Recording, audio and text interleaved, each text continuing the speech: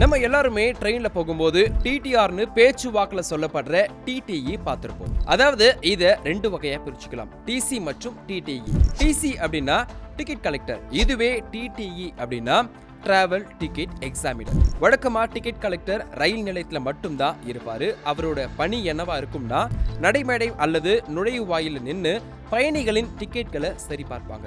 அப்போது யாராவது டிக்கெட் இல்லாம சிக்கினா அவங்களுக்கு அபராதமும் விதிப்பாங்க. அதுவே டிடிஇ அப்படின்றவரு ட்ரெயினுக்குள்ள இருக்க பயணிகளுடைய டிக்கெட்டை பரிசோதனை செய்வாரு. அவங்க டிக்கெட்டுகளை சரிபார்ப்பது மட்டும் இல்லாம முன்பதிவு செய்யப்பட்ட இருக்கை மற்றும் பயணிகளின் அடையாளத்தையும் சரிபார்ப்பாங்க. பல நேரங்கள்ல மக்கள் இந்த ரெண்டு பணிகளையும் ஒன்னு தான் நினைப்பாங்க, அதுதான் கிடையாது. சில டிக்கெட் கலெக்டர்கள் சாதாரணமான உடையில பறக்கும் படைகளாகவும் செயல்படுவாங்க. அவங்க ரயில் நிலையத்துல திடீர்னு சோதனையும் செய்வாங்க. அடுத்த முறை நீங்க ரயில்ல போகும்போது டிசியா அல்லது டிடியான்னு யாரு இருக்காங்கன்னு கண்டுபிடிங்க. டிக்கெட் எப்பவும் கையில வச்சுக்கோங்க. அபராதத்தையும் பிரச்சனையையும் தவிர்க்கலாம்.